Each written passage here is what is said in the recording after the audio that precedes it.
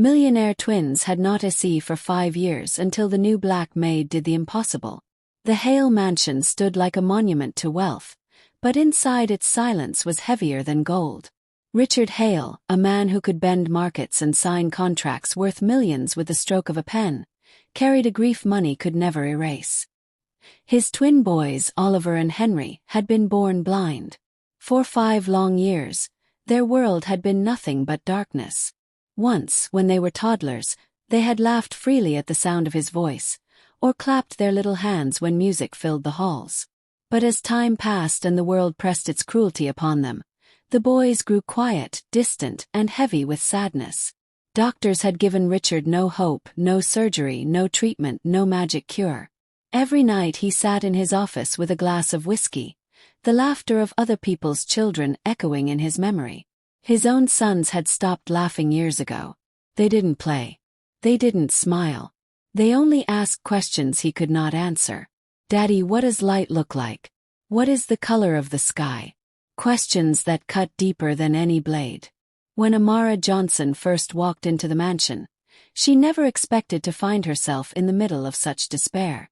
She had been hired as a maid, dressed plainly in her blue apron and gloves, just another employee in a house full of silence. Yet from the first moment she met Oliver and Henry, something inside her stirred. She saw not just 2 blind boys, but 2 children trapped behind walls they never built. She remembered her younger brother back home, how he had been born deaf, and how the world had treated him as though his silence made him less. She had promised herself long ago she would never let another child feel unwanted if she could help it. But Richard didn't believe in hope anymore. To him, Amara was only there to dust the furniture, mop the marble floors, and stay out of the way. "Don't get too involved," he told her sternly one morning. They don't respond to people. It's best not to try too hard." His voice cracked slightly, betraying the weight of 5 years of failure. Yet Amara couldn't look at the boy's pale, searching eyes and just turn away.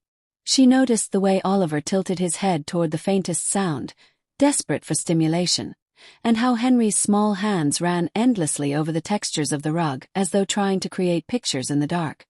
One afternoon, while Richard was away in meetings, Amara knelt beside the twins in the living room. "Would you like to hear something funny?" she asked softly. They didn't answer.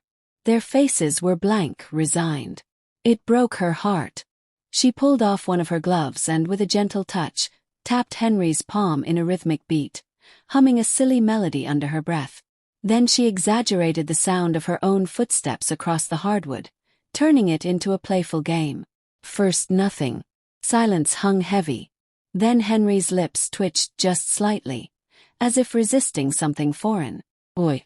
Oliver tilted his head, his ears chasing Amara's every move. And then, without warning, it happened. A small giggle escaped. Not forced, not polite. A real giggle, raw and pure. Amara froze, her heart thundering. She leaned closer, and this time she tapped Oliver's hand, mimicking the sound of a horse galloping with her tongue. Clip-clop, clip-clop. Henry burst out laughing, an honest, bubbling laugh that shook his tiny frame. Oliver joined in, his head thrown back though his eyes could not see. For the first time in 5 years, the mansion filled with the sound of children's laughter. Amara's eyes burned with tears. But she didn't stop.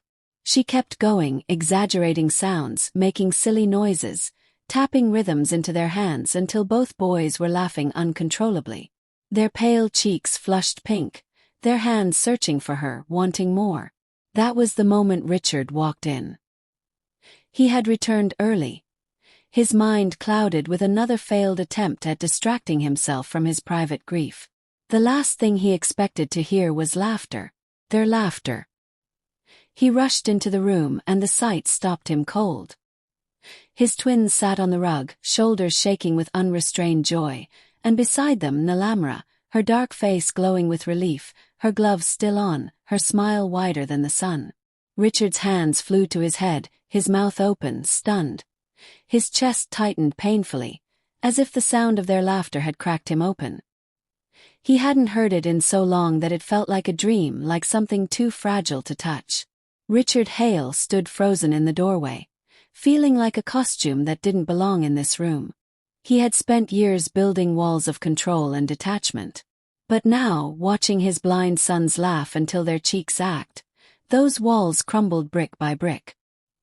His hands trembled as he lowered them from his head, struggling to find words. Oliver. The moment's rhythm. The boys turned toward him, their cloudy eyes searching the air for his presence. They still couldn't see him, but they felt him. Henry stretched his little hand out, fingers grasping the empty space. "Daddy, did you hear? Amara made us laugh." Richard's knees buckled and he fell onto the rug beside them.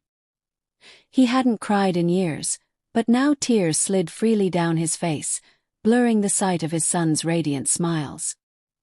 He clutched them both, pulling them into his chest. The boys, sensing his trembling, wrapped their arms around him.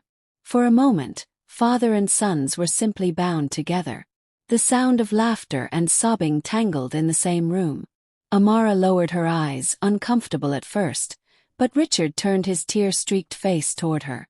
His expression wasn't anger but awe. How did you do this?" His voice was almost desperate. She hesitated before answering, her accent warm but firm.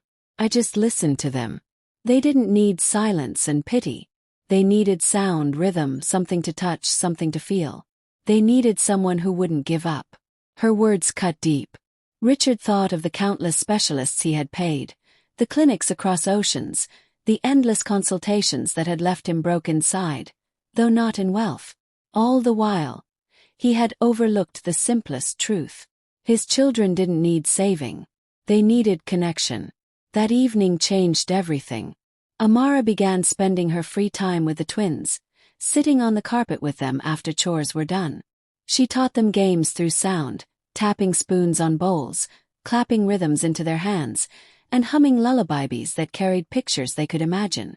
Slowly, Oliver and Henry began to open up, talking more, laughing more, even daring to ask questions about the world again. Richard, though humbled, at first stood on the edges watching. Guilt gnawed at him. Guilt that he, their father, hadn't been able to give them this gift. But Amara noticed his distance. One night, after the boys had gone to bed, she approached him in the study. "You are their father," she said gently. "Don't look at me as though I replaced you. Look at me as someone who reminded them of you. They laugh because you gave them life. I only reminded them it's worth living." Her words broke something open inside him. For the first time, Richard admitted, "I was afraid. If I tried and failed again, I'd lose them completely." Amara placed a hand on his arm. "You didn't lose them. They've been waiting for you." The next day, Richard joined them on the carpet. Awkward at first. He clapped along to the silly rhythms, let the boys feel the texture of his face as they traced his tears, and laughed with them when he failed to make a proper horse sound with his tongue. Oliver laughed so hard he toppled backward, Henry following. Amara watched quietly, her heart swelling at the sight of a family mending in real time. Weeks turned into months. The mansion, once silent as a tomb, now echoed with laughter, music, and play. Staff whispered in amazement at the change. Richard walked lighter, spoke softer. He stopped pouring whiskey late at night. The twins, though still blind, no longer lived in darkness. Their laughter became light. One afternoon, Richard stood in the doorway again, just like that first day. He watched Veyora kneeling between the twins, guiding their hands across a piano keyboard she had convinced him to bring into the house. Their fingers pressed uncertain keys, creating clumsy notes. The boys laughed at the sounds, their blind eyes lifted as if they could see the music itself. Richard felt a lump in his throat, the same ache of gratitude that never left him now. He finally spoke, his voice steady. "Amara, I hired you as a maid, but you give me back my sons. You've done the impossible." She smiled softly, shaking her head. "I didn't give them back, Mr. Hale.